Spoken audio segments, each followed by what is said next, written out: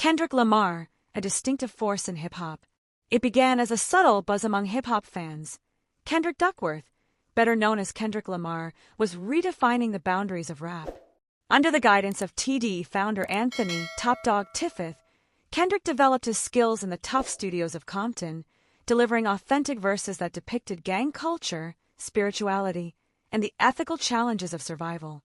Fast forward over 10 years, and by 2025, he had emerged as a Grammy titan, with his hit single, Not Like Us, sweeping the awards season, winning 5 Grammys, and topping major charts.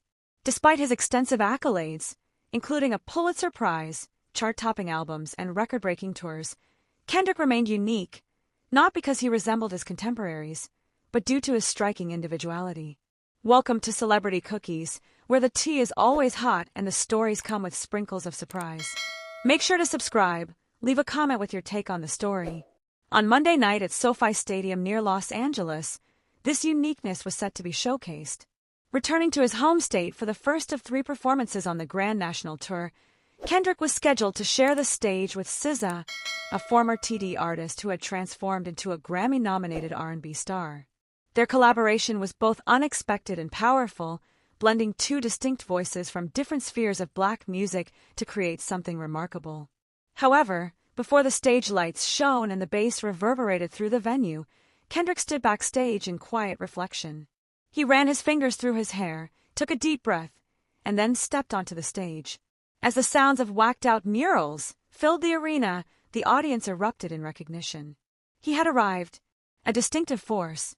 From the moment Kendrick appeared in a black leather jacket, backward cap, and loose jeans, it was clear that this concert would be exceptional. He wasn't just performing, he was making a statement. If Not Like Us was the bold, unwavering anthem that characterized him, then every subsequent song would serve as supporting evidence.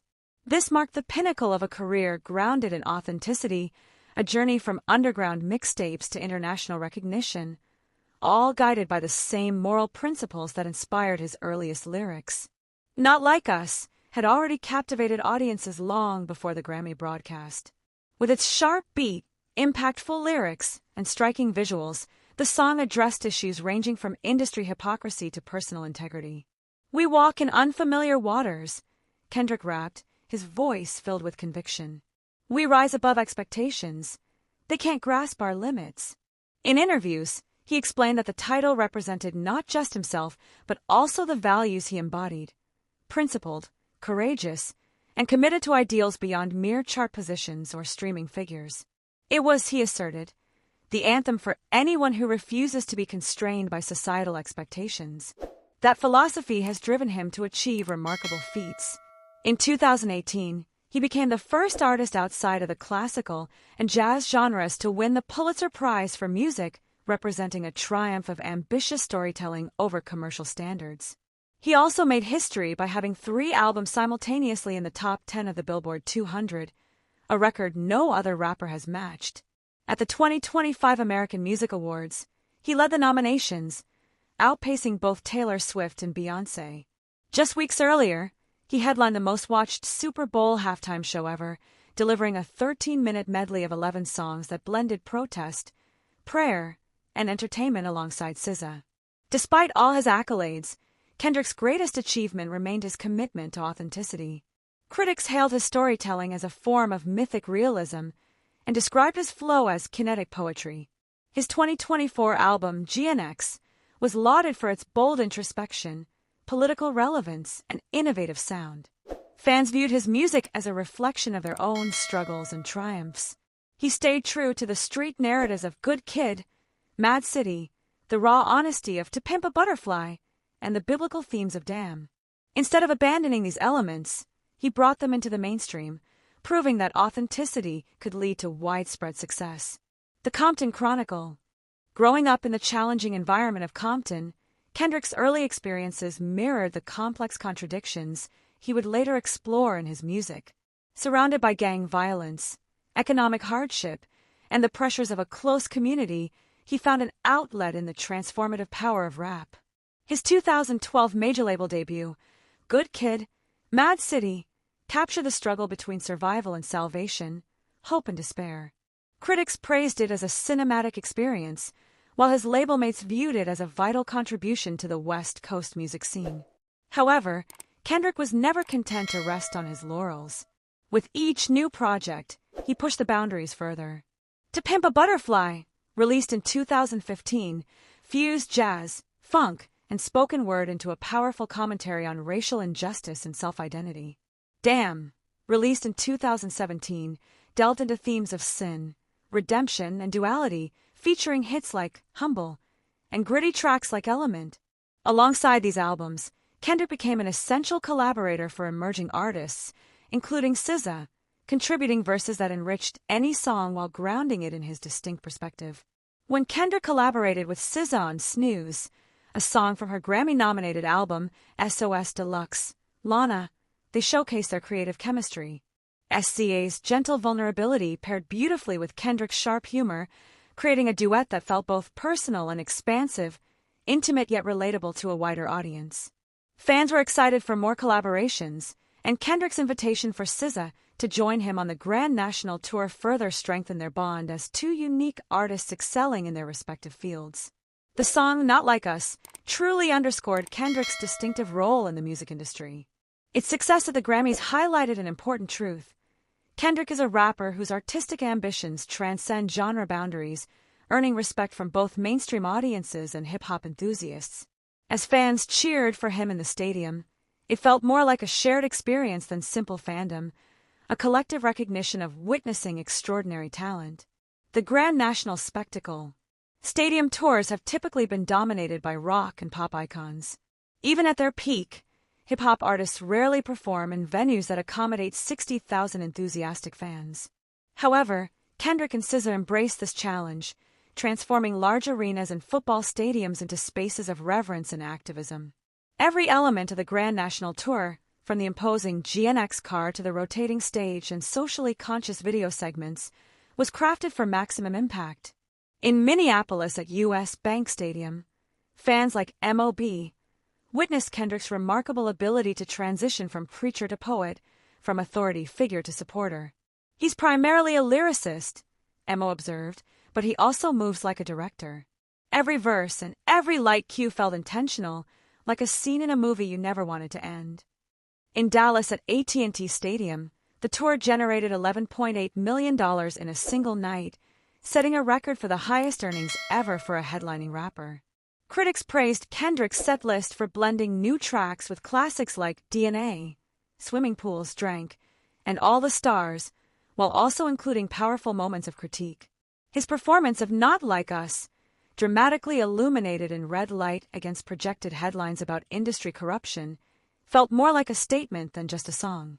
Fans passionately responded, raising their arms and singing together. Then came Los Angeles, his return home, the highlight of the tour. SoFi Stadium, with its contemporary architecture and capacity for 70,000, provided the setting for Kendrick's spectacular finale. He was joined by SZA, who dazzled in an outfit embellished with green vines and insect-like wings, as they delivered a performance that transcended musical genres. Their duets, 30 for 30, and All the Stars, resonated deeply, blending their voices to delve into themes of love, loss, and legacy. As Kendrick wrapped up the show with Gloria, the stadium lights dimmed, confetti rained down, and fans united in chanting his name. Tears sparkled on the faces of both the young and the old. In that moment, it became clear what Justin Tinsley meant by Kendrick's commercial apex. Here was an artist who had transcended every category, pushed boundaries, and continually found ways to amaze. Beyond the lyrics and statistics, Kendrick's uniqueness shines through in his decision to retreat from the spotlight. He opted out of afterparties and ostentatious displays, vanishing into the night and letting his performance speak volumes. There were no interviews or social media updates, just a period of quiet reflection, enhancing his mysterious image. Fans interpreted this as a sign of humility, while critics viewed it as a strategic move. Regardless, the result was the same. He remained an enigma, even as his influence expanded rapidly. The Drake feud and the assessment of a lyricist. Any assessment of Kendrick's 2025 must consider his public feud with Drake. What began in March 2024 with a pointed line in Metro Boomin and Future's track like that quickly escalated into one of the most intense rivalries in rap in years. Kendrick's line, "Forget the big three, it's just Big Me," was both a boast and a provocation. This sparked a series of lyrical exchanges between the two leading figures in hip-hop. When Kendrick released Not Like Us, its concluding lines, implying exaggerated moral failings on Drake's part, prompted immediate backlash. Drake retaliated with a defamation lawsuit, which Universal Music Group, representing both artists, sought to dismiss as mere rhetorical hyperbole. The conflict reached its zenith when Kendrick and SZA performed at the Super Bowl halftime show, showcasing Not Like Us to over 100 million viewers. This was not just a legal win but a cultural victory, underscoring that Kendrick's words, whether addressing social issues or personal rivalries, carried substantial weight. While some critics argue that the feud was beneath Kendrick Lamar, rap purists viewed it differently. They saw it as a contest between two skilled lyricists eager to challenge each other. Similar to iconic boxing matches, it revolved around talent, strategy, and perseverance. One fan pointed out Kendrick's remarkable ability to take down a name that big, while still producing a chart-topping hit and performing it during halftime, highlighting his dual strengths of lyrical prowess and mainstream appeal. A legacy in progress. What does it mean that Kendrick Lamar is truly one of a kind? It signifies that he has successfully bridged the gap between underground authenticity and commercial success. He has proven that social commentary can achieve chart success, and that personal vulnerability can resonate as an anthem. It illustrates that a rapper from Compton can earn a Pulitzer Prize while also filling stadiums, competing with the industry's biggest names while uplifting his collaborators. More importantly, it indicates that Kendrick's journey is far from over. As he enters the next phase of the Grand National Tour, fans are excited for a deluxe edition of GNX, new collaborations with SZA, and what the future holds for an artist whose creative drive shows no signs of waning. In the intricate landscape of modern music, he remains a powerful and elusive figure, impossible to ignore. Backstage at SoFi, in the quiet that followed the roaring applause, Kendrick Lamar took a moment to reflect. He didn't talk about the records he had broken or the awards he had won. Instead, he concentrated on his responsibilities to his community, his art, and the fans who had grown up with him, as well as those experiencing his music for the first time under the stadium lights. His final thought was both simple and profound. "I don't create music out of obligation. I create it because they deserve something authentic, something unique." With that, another chapter closed in a truly unique career.